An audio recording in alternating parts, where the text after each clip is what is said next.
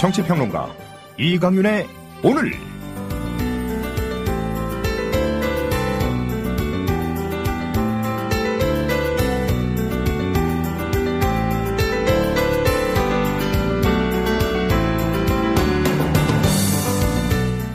안녕하십니까, 이강윤입니다. 2월 25일 목요일 시작합니다. 알량하고도 좀 부끄러운 제안 하나 드리고자 합니다. 우리 당분간만이라도 힘들다, 감기 걸렸다, 피곤하다, 배가 고프다, 이런 말들 조금 참으십시다. 당분간만이라도요. 잠 안 자고 밥은 물론이고 물도 참아가면서 10시간씩 버티는 사람들 있지 않습니까? 하루 14시간 이상 뼈 빠지게 일하는 노동자들은 부지기수고요. 부산동명대학교의 김동규 교수는 우리 모두 국회 방청가자. 방청하려는 줄이 늘어서서 국회를 뺑 돌아 한 바퀴 돌고도 넘쳐 광화문까지 행렬을 이루자는 제안도 하셨던데, 제가 방송 시작하기 조금 전에 다시 김 교수의 페이스북을 확인해 보니까 좋아요가 2,500건이 훨씬 넘었고 댓글도 수백 개 달리고 공유도 약 1,000건 정도 이루어지고 있더군요. 시민은, 그리고 시민의식은 살아있다는 것을 확인합니다. 잠시 후 시작합니다. 대한민국 투어. 국민TV 남덕수 조합원님께서 운영하시는 이 대한민국 투어. 이분이 20년 경력의 베테랑입니다. 이분의 어떤 경험을 여러분께서는 그냥 버스에 앉아가지고 다 빼먹는 거예요. 20년 동안 쌓아둔 그 빅데이터. 그렇죠.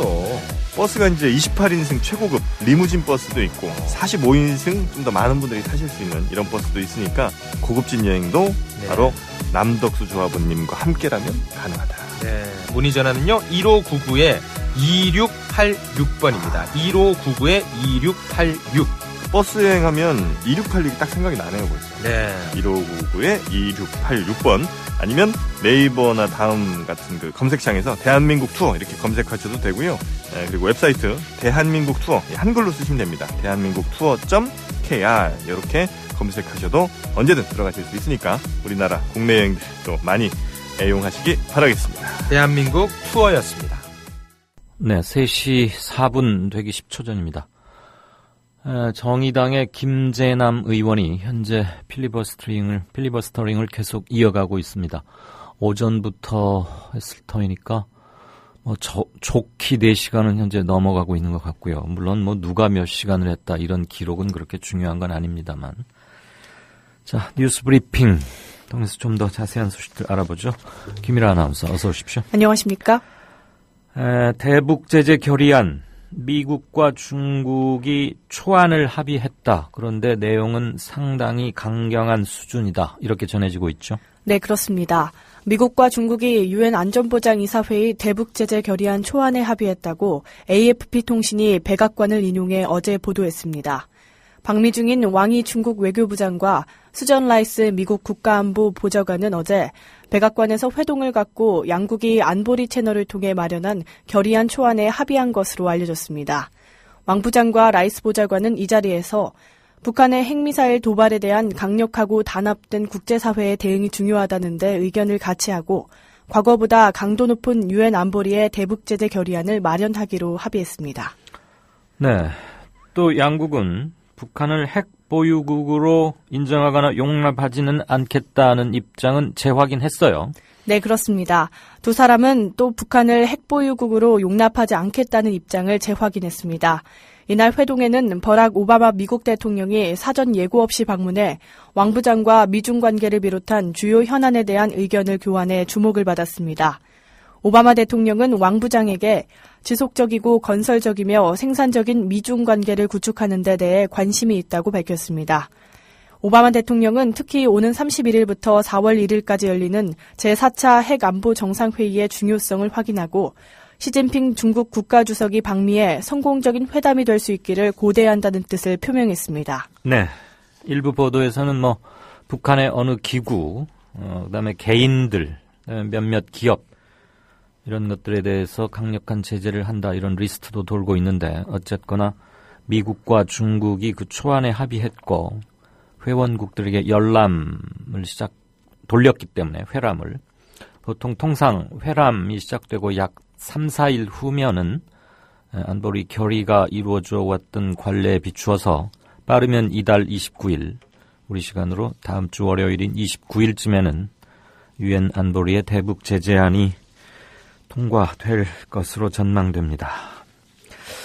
자, 미국과 중국이 사드 그리고 대북 제재를 놓고 뭐랄까요? 일종의 외교적 딜을 하고 있는 셈인데 이렇게 되면 사드의 한국 배치를 서둘렀던 우리는 좀 외교적으로 궁색한 처지에 놓일 수밖에 없지 않느냐. 이런 게 외교가의 중평이죠?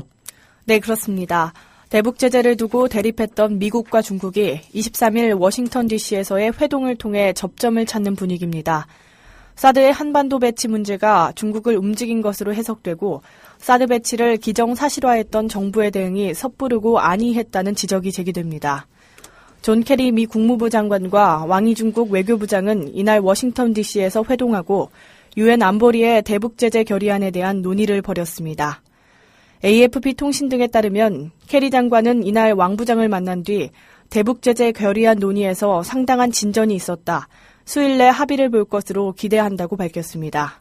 왕 부장 역시 중요한 진전을 이뤘으며 결의안 초안에 합의를 본 뒤 가까운 시일 내에 이를 유엔 안보리에서 채택할 것을 기대하고 있다고 미 측과 적정 수위의 합의가 이루어졌음을 확인했습니다. 네, 대북 제재 초안에 대해서는 미 중간의 합의는 바로 앞 꼭지에서 전해드렸는데 그런 합의에 이르른 배경에는 중국 정부의 입장이 미국이 원하는 쪽으로 조금 더 전향적으로 다가온 것 아니냐.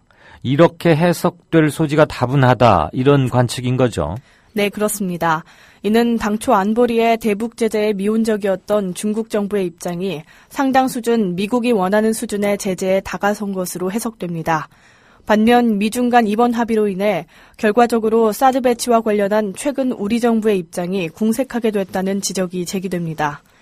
중국이 대북 제재에 상당한 성의를 보였다면 미국도 이에 상응하는 대가를 중국에 줬을 것이고 결국 사드의 한반도 배치에 대한 일부 후퇴로 귀결됩니다.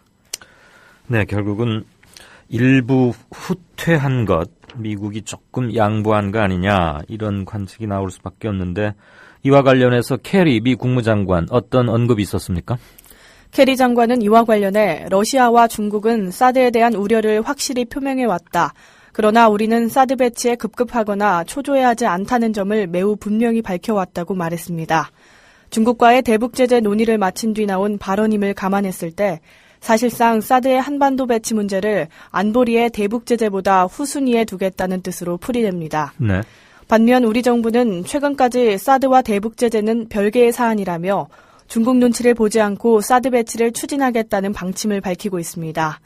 하물며 군 당국은 최근까지 미군의 자료를 바탕으로 사드 레이더가 인체에 무해하다며 한민구 국방장관이 직접 나서 사드 한반도 배치를 서두르는 태도를 보이기도 했습니다. 그렇다면 결국 우리가 한반도 정세 변화 그리고 국제 질서에서 매우 중요한 역할을 현실적으로 담당하고 있는 미국과 중국의 외교적 방침, 움직임 이런 것들을 제대로 읽고 있지 못했다. 우리가 좀 한 발 늦었거나 딴북을 쳤다. 뭐 이런 얘기인가요? 네, 그렇습니다. 미국이 대북 제재안을 두고 사드 카드를 활용해 중국과 외교 협상을 벌이는 동안 우리 정부는 설익은 사드를 붙잡고 있었던 꼴입니다. 이는 결국 중국과의 관계를 훼손해가면서 사드 배치를 공론화했지만 정작 동북아 패권의 양대 주자인 미중 간 외교를 우리 정부가 제대로 읽지 못하고 있다는 비판으로 이어질 수 있습니다. 네. 자, 이종걸 더불어민주당 원내대표. 국정원의 무차별적인 감청 확대는 죽어도 못 받아들이겠다. 이렇게 결연하게 발언했네요. 네, 그렇습니다. 더불어민주당 이종걸 원내대표는 오늘 국가정보원의 수건사업인 무차별 감청을 확대하는 방안은 죽어도 수용할 수 없다. 이건 저희 목숨을 건 결이라며 테러방지법 수정을 재차 요구했습니다. 이 원내대표는 이날 정책조정회의에서 여당의 테러방지법은 국민감시와 공공사찰을 위한 테러방지법, 국정원의 무제한 감청 및 금융정보 취득법이라며 여당의 법은 국민 사생활 침해, 인권 위협, 민주주의 근본 정신에 도전하는 것이라고 말했습니다. 네. 그는 괴물 국정원의 탄생을 막기 위한 통제장치를 무용지물로 만드는 폭거를 절대로 눈뜨고 볼 수 없다며 국정원 권한만 비대화시키는 가짜 테러방지법이 아니라 인권과 민주주의의 튼실한 토대 위에 국민 안전을 보장하는 제대로 된 테러방지법을 만들자고 강조했습니다. 제대로 된 테러방지법을 만들자. 현재의 법안은 목숨을 걸고 막겠다. 뭐 이런 얘기. 굉장히 언사가 결의에 차 보이긴 합니다. 자, 한 국회의원의 보좌관이 필리버스터는 기록경신 경기는 아니다. 그러면서 일부 언론의 그 흥미성 보도 이런 것에 일침을 가한 게 화제라면서요? 네, 그렇습니다. 새누리당과 더불어민주당이 합의한 비례대표 줄이기가 왜 정치 발전의 반동적 행위인지 이번 필리버스터를 통해 비례대표 국회의원들이 보여주고 있습니다. 한 국회의원 보좌관이 SNS에 필리버스터에 나선 비례대표 의원들을 성원하면서 여야가 타협한 비례대표 축소안을 담담히 지적해 누리꾼들의 관심을 모으고 있습니다. 어느 국회의원의 보좌관이 이런 걸 썼습니까? 장하나 더불어민주당 의원의 박정환 보좌관은 어제 자신의 페이스북에 장문의 글을 실어 필리버스터는 시간을 지연하기 위한 행위인 것은 맞지만 기록 경신을 위한 경기가 아니다라고 강조했습니다. 그는 많은 언론들이 김광진 의원이 김대중 전 대통령의 기록을 깼네, 은수미 의원이 대한민국 헌정 이래 최장 시간의 필리버스터를 했다는 속보를 내고 있지만 정작 중요한 것은 그들이 한 이야기라며 일부 언론 보도 행태를 짚었습니다. 네. 박 보좌관은 대한민국은 필리버스터 제도가 있는 미국이나 캐나다, 영국 등과 다르게 상정된 법안 내용과 다른 내용을 발언할 수가 없다면서 김광진 은수미 더민주 의원은 오로지 테러방지법과 관련된 얘기만으로 자신의 발언 시간을 채웠고 김광진 의원은 국방위원회 4년, 정보위원회 2년의 의정활동 경험이 그대로 녹아있는 발언을 했다고 평가했습니다. 그는 이 시점에서 기억해야 할 것은 김광진, 은수미 더민주 의원과 박원석 정의당 의원 3명 모두 비례대표라는 점이라면서 새누리당과 더불어민주당이 합의한 비례대표 줄이기가 왜 정치 발전의 반동적 행위인지 비례대표 국회의원들이 자신의 의정활동과 이번 필리버스터를 통해서 보여주고 있다고 강조했습니다. 네. 비례대표로 국회의원이 된 사람들이 특히 이번 무제한 토론 과정에서 알차고도 혁혁한 걸 보여주고 있다. 그런데 이렇게 비례대표 숫자는 확 줄일 수 있느냐? 그런 얘기이군요. 네. 자, 안철수 대표를 가장 먼저 지켰다. 그리고 뭐 한때는 가장 가까웠다. 이런 평을 들었었고, 물론 최근에는 좀 소원해졌다고 알려져 있지만, 송호창 의원, 더불어민주당에서 공천 배제자로 통보를 받았는데 안철수 의원이 송호창 의원에게 연락해서 함께 좀 앞으로 어떻게 할지 의논해 보겠다. 그런데 막상 뭐 통화가 아직 만나지는 못했다면서요? 네, 그렇습니다. 안철수 국민의당 상임 공동대표는 더불어민주당 컷오프 대상에 포함된 송호창 의원에 대해 오늘 송 의원이 전화기를 꺼놓고 연락을 안 받고 있지만 연락하려고 한다며 합류 가능성을 시사했습니다. 안 대표는 이날 서울 마포 당사에서 기자들과 만나 송 의원에게 지금 심경에 대해 물어보고 함께 의논하고 싶다며 이렇게 말했습니다. 안 대표는 앞서 송 의원에게 전화를 걸었으나 전원이 꺼져 있어 연락이 닿지 않았다. 그는 송 의원 합류를 요청하는 것이냐는 질문에도 함께 의논해 보겠다고 답했습니다. 다만 더민주에서 컷오프된 현역 의원 영입은 아직 논의된 바 없다고 말을 아꼈습니다. 네, 그런데 여의도 정가에서는 안철수와 송호창이 뭐 결별한 사이다. 이제는 예전 같지 않으면 물론이고 굉장히 소원하다. 이렇게들 보면서 그 합류 가능성에 그닥 높지 않은 쪽에 좀 무게를 둔다면서요? 네, 그렇습니다. 송 의원은 지난 대선에서 안철수 캠프 공동 선거대책 본부장을 맡는 등 안 대표 핵심 측근으로 꼽혔으나 지난해 말 안 대표의 더민주 탈당에도 당 잔류를 결정하며 사실상 결별한 것으로 알려져 왔습니다. 한편 국민의당은 더민주 컷오프 대상자들에 대한 선별적 영입 방침을 밝혀왔으나 일각에선 새정치 이미지 퇴색 등 우려의 목소리도 있는 것으로 알려졌습니다. 네. 자신이 담당했던 성폭력 피해 어린이 관련 이름 같은 것을 자신의 출마 홍보물에 사용했다가 여론의 문매를 맞았던 새누리당의 신의진 의원, 이번에는 그 피해 어린이 아빠의 편지를 공개했는데 알고 보니까 이것도 먼저 신 의원 측에서 아빠에게 좀 연락을 해가지고 뭐 이렇게 편지 비슷한 걸 좀 하면 어떻겠느냐 뭐 이래서 나오게 됐던 것이라면서요? 네, 그렇습니다. 4.13 총선 홍보물에 아동 성폭행 피해자 나영이를 거론해 여론의 문매를 맞은 신의진 새누리당 의원이 나영이 아버지의 편지까지 공개하며 해명에 나선 가운데 신 의원이 먼저 피해자 아버지에게 전화를 걸어 자신이 처한 상황을 설명한 것으로 파악됐습니다. 앞서 서울 양천갑 예비후보로 등록한 신 의원은 목동 선거사무실 건물에 나영이 주치의 새누리당 대변인, 아이심리백과 저자 등 이력을 담은 홍보 현수막을 내걸었습니다. 네, 아시겠지만 지금 피해 어린이의 이름으로 보도되었던 건 물론 가명인데요. 그럼에도 불구하고 본인이 입을 상처 이런 것들을 고려해서 그렇게 보도해서는 안 된다. 그래서 신문들, 방송들이 일제히 조두순 사건 이렇게 이제 바꿔서 부르기도 했었죠. 몇 년 전 일입니다만. 네, 그렇습니다. 이른바 나영이 사건으로 알려졌던 이 사건은 2008년 12월 당시 56세인 조두순이 경기 안산시 단원구의 한 교회 화장실에서 8세 여아를 강간, 아동의 신체를 심각히 손상한 사건입니다. 이 사건은 사건명이 어떤 식으로든 피해 아동에게 또 다른 피해를 줄 수 있다는 여론이 고조되며 이후 조두순 사건으로 명명됐습니다. 네, 비판 여론이 고조되니까 신 의원 측에서는 뭐 홍보물 이런 것들을 다 바꾸고 그랬다는데 또 편지 얘기도 불거지고 좀 자세히 들어볼까요? 그러나 지난 22일 피해 아동의 주치의였던 신 의원이 비록 가명이지만 나영이라는 상징적인 이름을 선거 홍보 전에 다시 들고 나온 것은 부적절하다는 비판이 이어졌습니다. 이에 신 의원은 이날 오후 7시 10분 자신의 페이스북을 통해 제가 생각이 짧았다, 현수막은 조치했다면서도 나영이 아버님께서 나영이라는 이름이 희망의 이름으로 사용되기를 바라셨다. 저 역시 극복된 상처는 많은 사람에게 희망과 용기를 줄 수 있다고 판단했다고 해명했습니다. 이어 이번 상황을 안타깝게 지켜보시던 나영이 아버님께서 손수 편지를 보내주셨다면서 나영이 아버지의 친필 편지를 공개했습니다.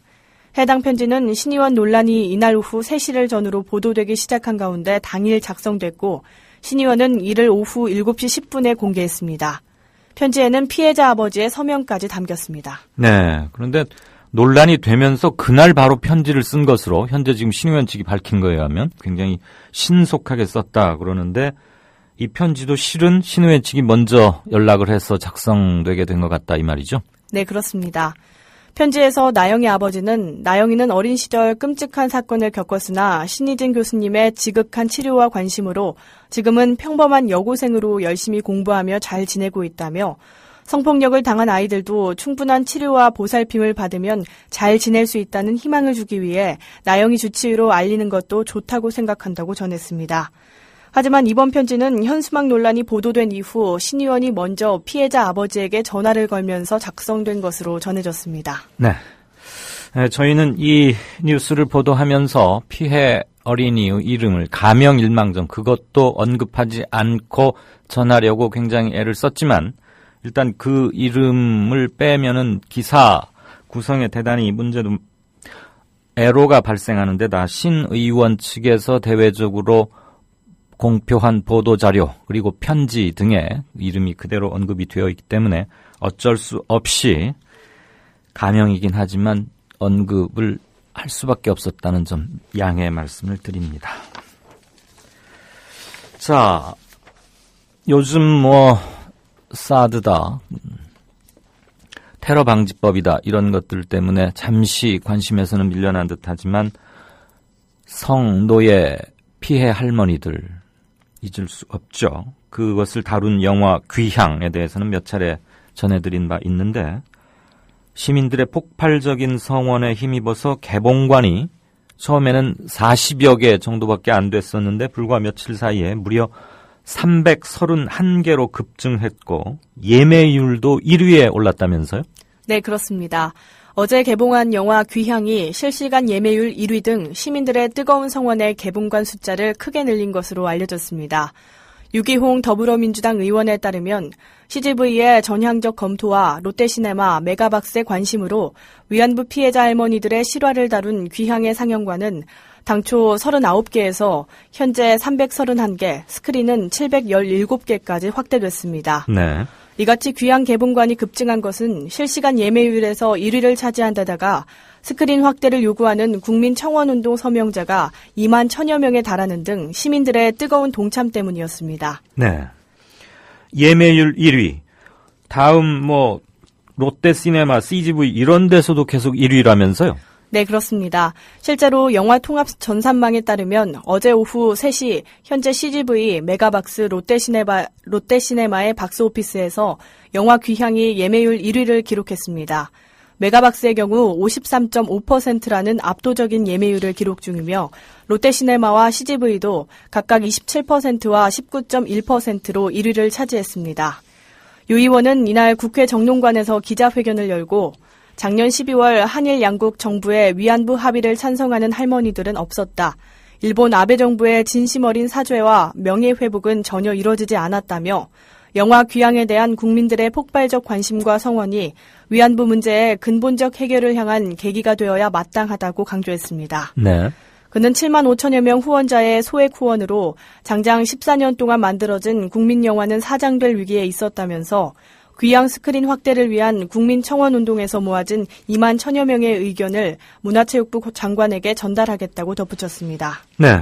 한편 현지 고등학교 한국사 선생님, 교사께서 한 달치 월급보다 훨씬 많은 돈을 털어가지고 귀향의 상영관을 대관해서 여러 사람 같이 보았다. 그래서 또 화제죠? 네, 그렇습니다. 특히 현직 고등학교 한국사 교사가 한 달치 월급이 훨씬 넘는 사비를 들여 귀향의 상영관을 대관한 일이 화제를 모았습니다. 최태성 서울대관고 교사는 서울 강남에 있는 복합상영관의 5개 관을 통째로 대관해 언론사 등을 통해 일반인 무료 관람 행사를 진행했습니다. 그는 교육방송 수능 강의와 지상파 방송 패널 활동을 통해 이름과 얼굴이 많이 알려진 인물입니다. 네, EBS 강사로도 유명한 선생님이시군요. 자, 개학이 며칠 안 남았는데 지금 독감이 초비상이라면서요? 네, 그렇습니다. 인플루엔자 의심 환자 수가 감소세로 돌아섰으나 초중고 학생 연령의 인플루엔자 의심 환자 비율은 여전히 높은 것으로 나타났습니다. 질병관리본부는 전국 200개 의료기관이 참여한 인플루엔자 표본 감시 결과 2016년 8주차 초중고 학생 연령의 인플루엔자 의심 환자 발생 분율이 1000명당 79.1명에 달한다고 오늘 밝혔습니다. 한 주 전보다는 감소했지만 전 연령 인플루엔자 유행 기준을 여전히 크게 뛰어넘는 수치입니다. 네. 지금까지 뉴스 브리핑의 김일아 아나운서였습니다. 고맙습니다. 고맙습니다.